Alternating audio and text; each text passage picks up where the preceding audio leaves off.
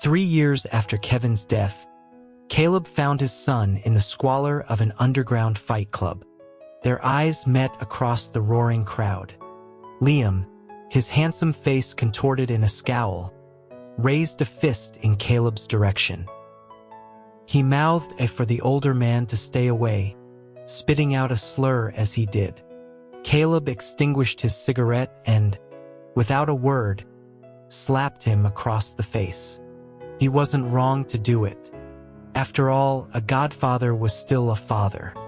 Later, much later, Liam would press him into the plush cushions of a sofa, his voice a desperate whisper. He begged his godfather, Caleb, for a kiss, confessing that no other man interested him, only Caleb. The call from Kevin before his fatal car accident had been devoid of warmth.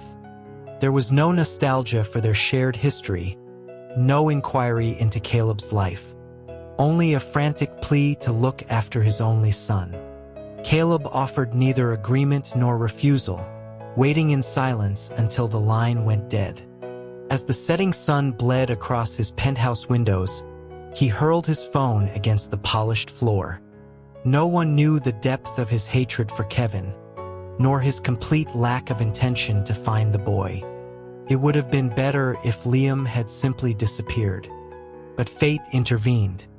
An invitation to observe a match brought him to this grimy, chaotic arena. The air was thick with the stench of sweat and cheap beer. There on the raised platform was Liam. At 18, he possessed a ferocity that far outstripped his years. His technique was a chaotic flurry of street-brawling instinct, unrefined but brutally effective. The muscles in his arms were sharp, defined lines of power. He sent his opponent to the canvas with a single punch. Sweat traced a path down his sharp jawline, dripping onto his chest. The crowd erupted. Liam wiped a smear of blood from his lip, his gaze sweeping absently over the spectators until it locked with Caleb's. The defiance in those eyes, the untamable fire, was a perfect mirror of a young Kevin. The club owner, a man whose survival depended on reading powerful men, noticed Caleb's fixed stare. He approached with a sycophantic grin, explaining that the kid, Liam, had been there a while. He acknowledged the boy's wild streak but praised his raw potential, lowering his voice to make an obscene, suggestive comment about his inexperience. Caleb's expression didn't flicker. He calmly lit a cigarette, the smoke coiling around his impassive face. Moments later, the owner shoved the bristling young fighter toward Caleb's private booth, urging Liam to greet Mr. Vaughn respectfully. Liam stood rigid, his dark, sweat-soaked hair clinging to his forehead. His eyes were filled with undisguised aversion and suspicion. After a dismissive once-over, he sneered, a handsome brow furrowing as he brandished his fist. He demanded to know what Caleb was looking at, him away with a crude insult about his sexuality. Liam's voice, raspy with the last vestiges of adolescence, was different from Kevin's eternally clear tone. A sudden hush fell over their immediate vicinity. The owner's face went pale. Caleb took a slow drag from his cigarette, the smoke filling his lungs before he exhaled it in a deliberate plume. His eyes traced the contours of Liam's face, a bitter marvel at the resemblance. The same eyes, the same jaw, the same explosive temper. It was the exact same defiant look Kevin had worn when he announced he was running away with the woman he loved, abandoning Caleb without a backward glance. The sight alone was enough to stir a dormant rage. Liam continued to glare, a wolf cub daring the alpha to strike. And a wolf needed to be trained. Without discipline, it would never learn obedience. Caleb crushed the cigarette but in the ashtray. He rose to his feet and delivered a sharp, open-handed slap across Liam's cheek. The sound was crisp in the sudden silence. It wasn't a heavy blow, but the humiliation was absolute. Liam froze, his hand flying to his face in disbelief. He was about to retaliate when Caleb spoke, his voice low and steady. "I'm your father." He wasn't lying. A godfather was a type of father. Years ago, when Kevin had first learned his girlfriend, Anna, was pregnant, he would snatch textbooks from Caleb's hands to rave about his future. His eyes would shine as he recounted every detail of their love story. Caleb would nod absently, retrieving his books, while Kevin, oblivious to his audience's indifference, celebrated his impending fatherhood. It was then, in a flash of inspiration, that Kevin had pointed to Anna's still flat stomach and asked Caleb to be the child's godfather. Liam, of course, refused to believe it. He lunged like an enraged panther, only to be restrained by the owner and his security guards. He screamed that his father was dead and demanded to know who the hell Caleb thought he was. Caleb calmly stated his name, Caleb Vaughn, and announced that from this day forward, Liam was coming with him. He ignored the boy's furious struggles. The impulse was complex, perhaps a flicker of an old debt to Kevin, or maybe just a desire to prevent that hauntingly familiar face from being leered at by the degenerates in this place. Liam roared his defiance, asking by what right Caleb could do this. Caleb's reply was cold. He had the right because he could give Liam a life, not the existence of a dog in a fighting pit. He produced a checkbook and wrote a figure that made the club owner's eyes gleam with avarice. Pointing a finger at Liam, he declared the boy was his. The owner bowed and scraped, assuring him it was done. As bodyguards dragged Liam away, the boy's eyes, blazing with hatred, remained locked on Caleb. Another stream of curses erupted from his lips. Caleb, finding the noise grating, stepped forward and delivered another swift slap, this one dislocating Liam's jaw with a practiced efficiency. The world went quiet, save for Liam's enraged, muffled sounds. A young man's bravado was a fragile thing, easily shattered to reveal the helpless child beneath. For the first time that night, a sliver of amusement touched Caleb. He gently patted Liam's cheek, his thumb rubbing the soft, pale lobe of his ear. "Be good," he murmured. In the back of the Range Rover, Caleb reset Liam's jaw.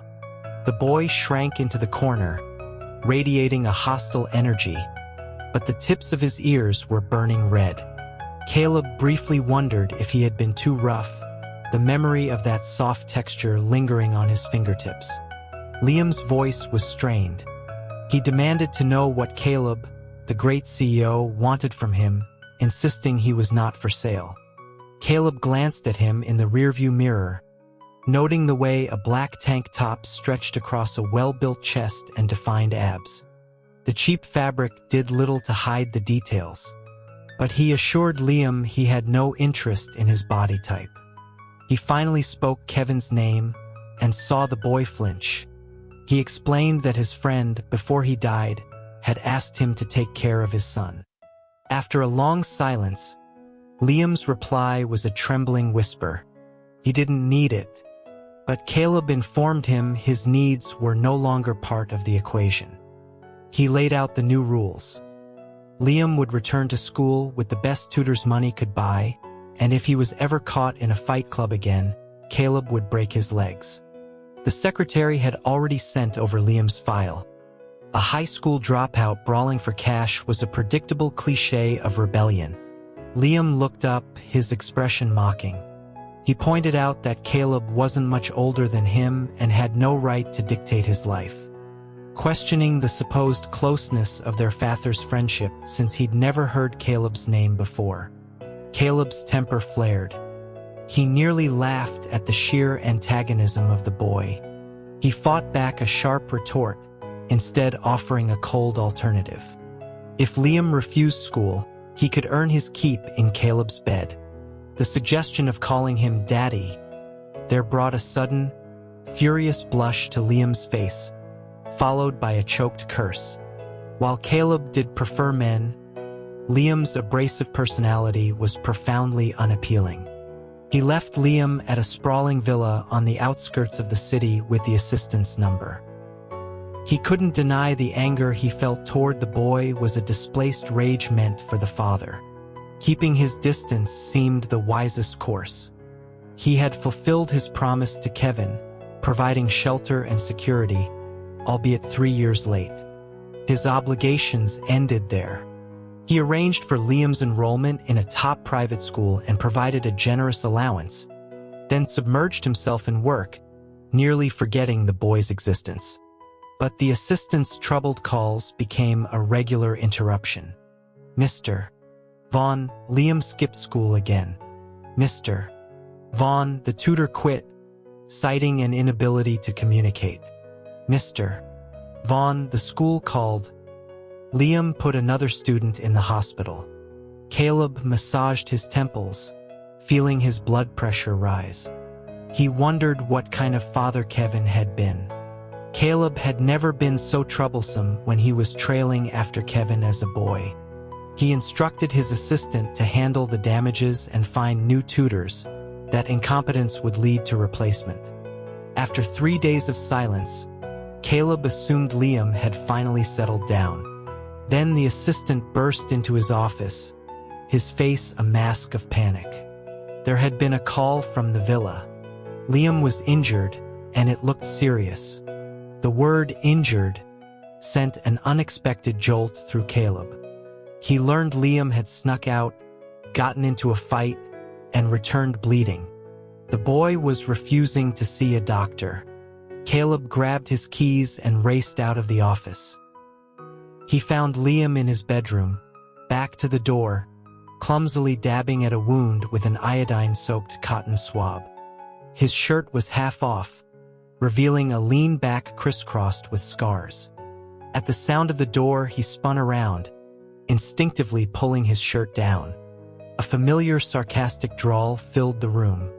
He asked what brought the great Mr. Vaughn to his humble abode. The sight, the tone, ignited Caleb's fury.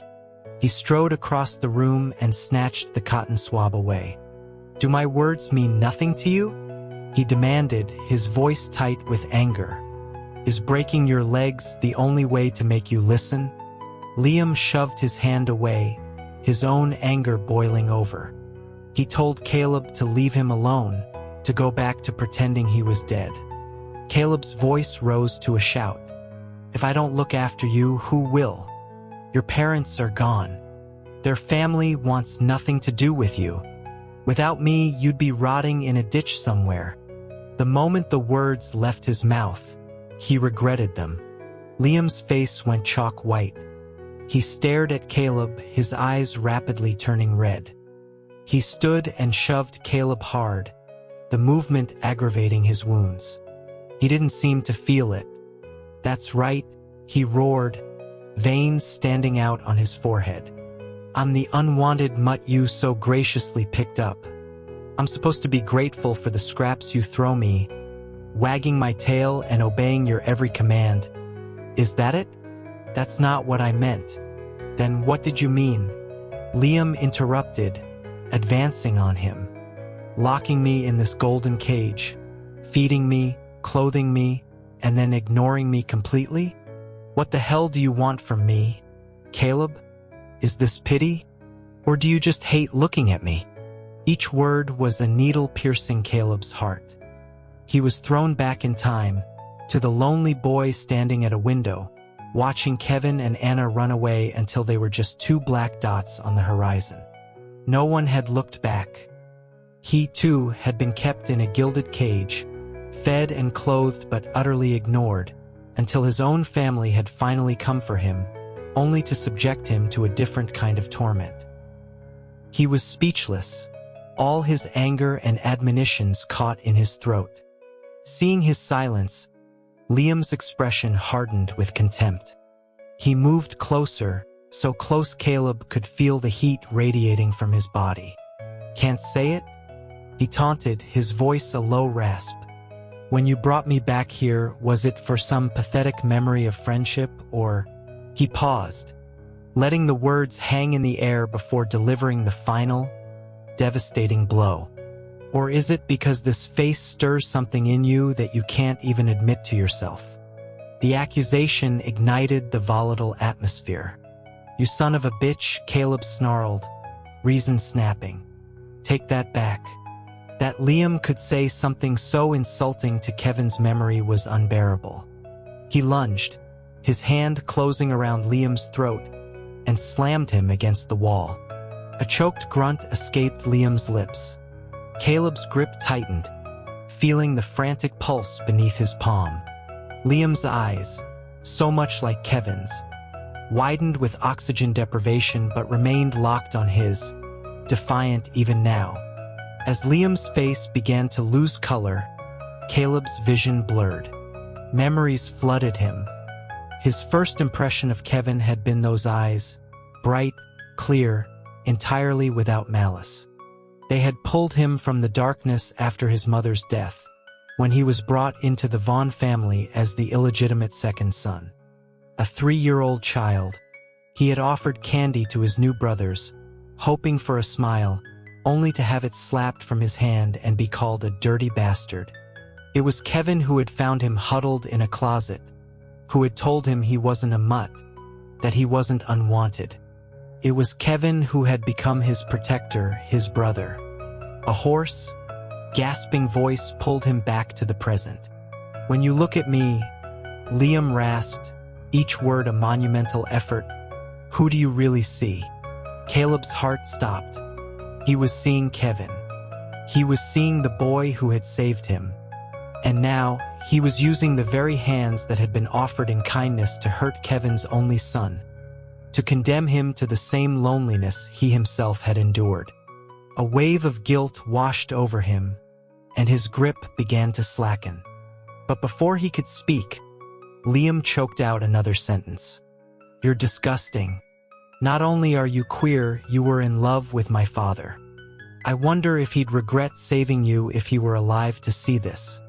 That final line was like a thunderclap in his mind. All guilt, all nostalgia was incinerated.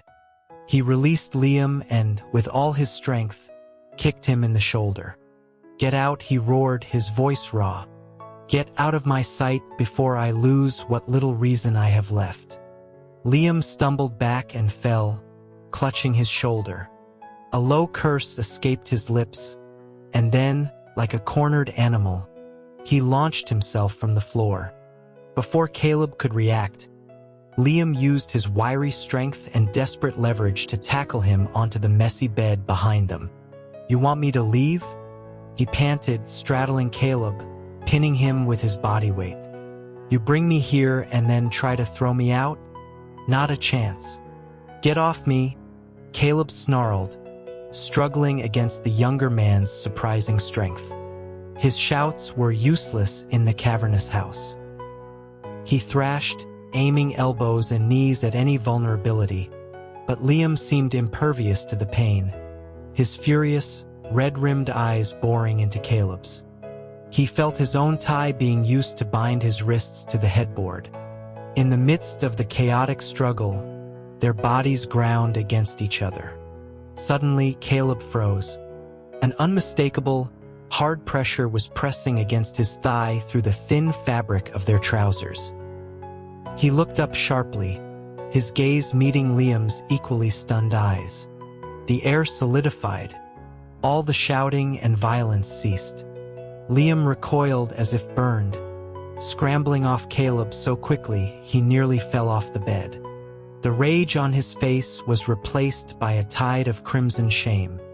He opened his mouth, but no words came out. He turned and fled, the slam of the door echoing through the silent villa.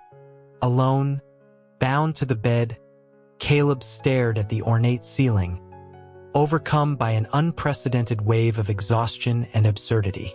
That night, Caleb chain-smoked on the balcony, the cool air doing nothing to calm the turmoil in his mind. His phone lit up with a message from his assistant. The cause of Liam's fight had been uncovered. Some men at a bar had been speaking ill of Caleb, using vile language. Liam had overheard and attacked them. A link to the bar's security footage was attached. Caleb watched the grainy video again and again, a tightness gripping his chest. He hadn't been causing trouble. He had been defending Caleb's honor. Remorse, sharp and bitter, washed over him. He was a 30-year-old man, brawling with a teenager. He crushed his cigarette against the railing. Before turning in, a nagging worry about Liam's crudely treated wounds prompted him to check on the boy. In the hallway, he heard the hushed voices of the housekeeper and a doctor. His heart sank. The housekeeper explained that Liam had a fever. The doctor confirmed it was from an infected wound, but that he had administered medication and it should break by morning. Caleb entered the guest room. Liam was tossing fitfully in his sleep, his cheeks flushed, muttering unintelligibly. Caleb moved closer and heard the whispered words. "Mom, Dad, don't leave me. Caleb, Caleb." The vulnerable, broken phrases washed away all the day's anger. He looked at the young, troubled face and sighed. Years ago, when Kevin had first named him Godfather, 12-year-old Caleb had felt the weight of the responsibility. He had imagined teaching the boy, protecting him, just as Kevin had protected him. He had obsessed over parenting books and imagined what kind of toys his godson would like. He had looked forward to the arrival of this child who would solidify his place, make him more than just an outsider. But he never saw the child born, and the useless gifts had long since been thrown away. He kept vigil by Liam's bed all night, his mind racing. When the fever finally broke with the dawn, he left the room. He had his assistant bring his work to the villa. As he finished breakfast, Liam shuffled downstairs. He stopped short upon seeing Caleb. "You're still here?" The housekeeper placed a bowl of oatmeal on the table, remarking cheerfully that Mr. Vaughn had watched over him all night. Liam's eyes widened in disbelief. "He did?" Caleb scoffed before Liam could process it. "Don't flatter yourself. I was just afraid you'd die in my house and cause a mess." The boy's face flushed with anger. "Say that again," he challenged. The housekeeper tactfully retreated. Caleb finished his water and wiped his mouth. "If you refuse to go to school," he said calmly, "you'll come to the office with me starting today." Liam was momentarily stunned. He stammered a denial, claiming he wasn't trying to get Caleb's attention. A faint blush crept up his neck. Caleb rose, draping his suit jacket over his arm. "You have 10 minutes. After that, you can find your own way. I have no use for people without value." From upstairs, he could hear Liam's muffled shouts of protest. In the elevator ascending to the top floor of Vaughn Enterprises, Liam's reflection in the polished steel looked jarringly out of place in a hoodie and jeans. Caleb told him coolly that the assistant would arrange for some suits. If he was going to skip school, he would learn the family business. Liam scowled but said nothing. Inside the boardroom, Caleb faced the curious stares of his executives. "This is Liam," he announced without preamble. "My son." The simple declaration silenced any potential questions. As the meeting began, Caleb shot a taunting smile at the murderous-looking boy. "My dear son," he thought, "at the office you will call me Dad." After the meeting, Caleb found Liam dutifully taking notes. He leaned over the boy's shoulder and asked how much he had understood. Liam mumbled, "A little." The disappointment in his voice was almost comical. Caleb suppressed a smile and began patiently explaining the concepts, tapping his finger on the notebook. After a few minutes, Liam's attention began to drift. Annoyed that his rare moment of mentorship was being wasted, Caleb tweaked his ear. "Are you listening to me?" Liam nodded hastily. When asked to repeat what was just said, he faltered, his face growing hot with shame. Caleb patted his cheek. See the importance of an education now, son. A business trip to Chicago had been planned for weeks. Adding Liam was a last-minute decision. Caleb gave him a thick dossier on the client, telling him to memorize it overnight as a test of his abilities. The next day, Liam stood bleary-eyed at the hotel check-in counter, staring in disbelief as the clerk sweetly informed him they were fully booked. Not a single room was left. Caleb, carrying his own briefcase, gave him a light kick. "It's a major convention week," he said, pulling Liam toward the elevator. "Every hotel in the city is packed." Liam, lugging 3 suitcases, suggested he find another hotel. Caleb flatly refused, citing the risk of being late for their morning meeting. Realization dawned on Liam's face. "You did this on purpose." Caleb feigned innocence.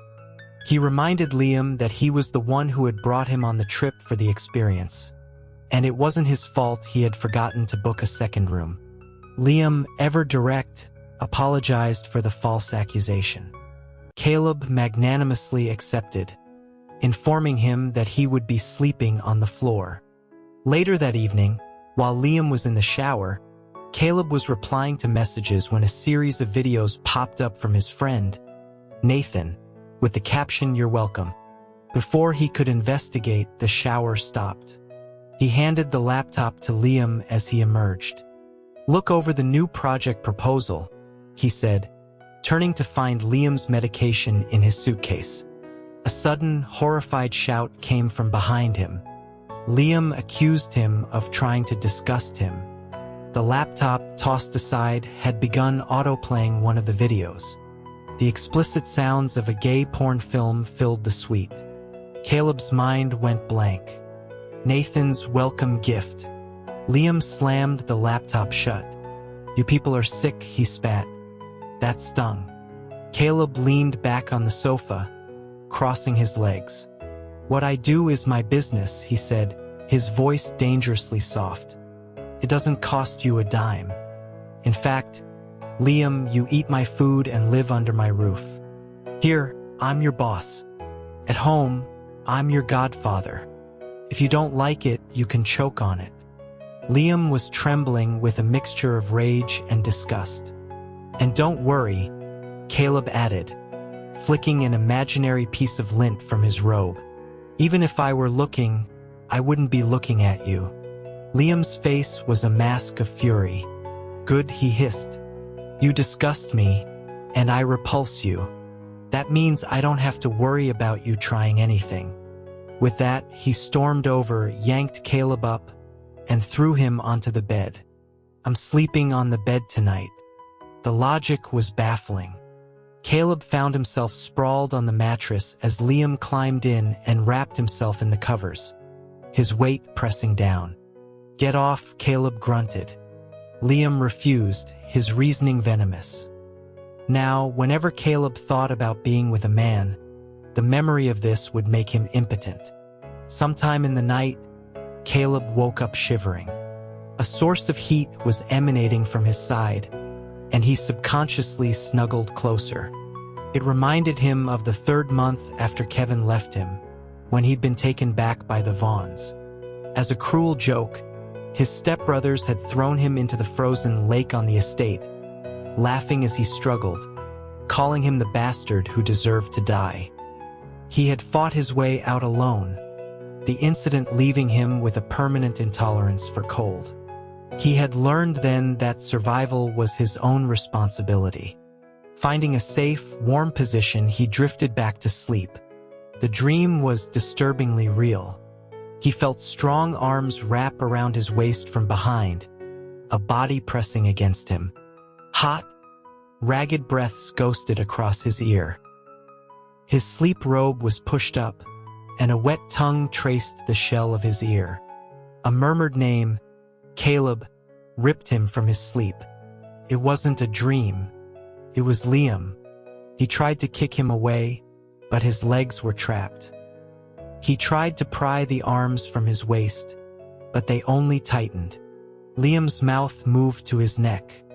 His breathing grew more ragged, his movements more insistent. An unfamiliar electric sensation shot through Caleb. He bit his lip to keep from making a sound. The situation was mortifying. When it was over, he shoved Liam away. The boy was fast asleep. Caleb, furious, slapped his face before storming into the bathroom for another shower. He sat on the toilet trying to make sense of it. 1 minute they were trading insults, the next Liam was having a wet dream about him. He wondered if he'd been subconsciously corrupted by Nathan's videos. He furiously texted his friend. Nathan's quick reply offered hundreds of gigabytes more. Caleb told him to go to hell. He needed air. Leaving the bathroom, he saw Liam still sleeping soundly, a faint red mark on his cheek. On impulse, he delivered a sharp kick to the boy's groin. He walked out of the hotel, the cold Chicago wind doing little to clear his head. He was in the middle of a strange city, at 3 in the morning, wearing only a hotel bathrobe. He had been completely rattled. He tried to retrace his steps, but the streets all looked the same. His phone died just as he turned down a dimly lit alley. The sound of the phone powering down alerted 3 men loitering in the shadows. They surrounded him, their smiles predatory, asking for money. Caleb backed away, trying to stall for time. He had faced down corporate raiders and hostile takeovers, but Liam's presence had made him careless. One of the men made a lewd suggestion. It was clear this wouldn't end peacefully.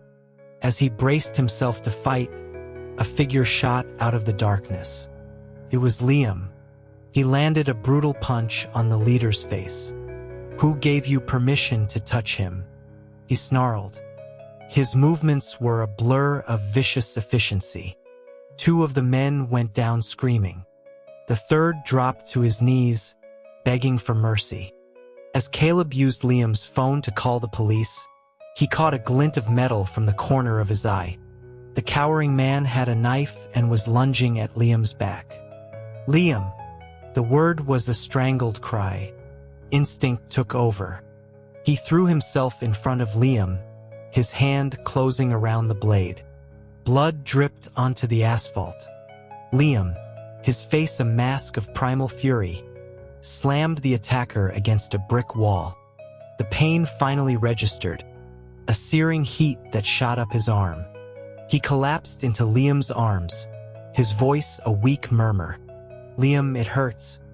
Liam ripped a strip from his own shirt and wrapped it tightly around Caleb's hand, his fingers trembling. "Caleb, don't be scared. We're almost at the hospital." He was rambling, his voice choked with panic. "Why did you do that? I've seen every dirty trick in the ring. You should have just protected yourself." Caleb hissed in pain as Liam's grip tightened. "I'm your godfather," he managed to say. "I couldn't just watch you get hurt." By the time they returned to the hotel, the sky was beginning to lighten. Liam, his attitude now one of reverent care, supported him to the bed. In those few hours, their dynamic had irrevocably shifted. He began to wash Caleb's feet, change his clothes. Caleb tried to protest, kicking weakly, insisting only his hand was injured, not his entire body. Liam silently continued his ministrations. About the knife, Caleb said, feeling awkward under the weight of the boy's silent devotion. "It was just an instinct. Don't feel too guilty about it." Liam remained silent, his head bowed. Finally, exasperated, Caleb forced his chin up. He was shocked to see Liam's eyes were red and swollen, fresh tear tracks on his cheeks. Liam suddenly collapsed into his arms, carefully avoiding the bandaged hand. "Caleb," he choked out, "next time, please don't save me." It was the first time the boy had shown such vulnerability, and it stirred a strange anger in Caleb. "What are you talking about? Is my fault for saving you? Next time, don't get hurt," Liam sobbed, and for the first time he told Caleb about his parents. A car had veered onto the sidewalk, heading straight for him. They had pushed him out of the way. He fell asleep in Caleb's arms, his story unfinished. The silence was broken only by Caleb's own unsteady breathing. He wanted a cigarette, but didn't want to wake the boy. So they had been coming to see him that day. So Liam had known his name. He had deliberately avoided any news of Kevin for 15 years. All he knew of Liam was the file detailing his rebellion. Caleb tilted his head back, forcing back the burning sensation in his eyes. With his uninjured hand, he awkwardly, gently, stroked Liam's hair. "It's okay," he whispered. "I'm here. It's all in the past." He chose to ignore the charged atmosphere between them. The contract was signed, and their relationship evolved rapidly.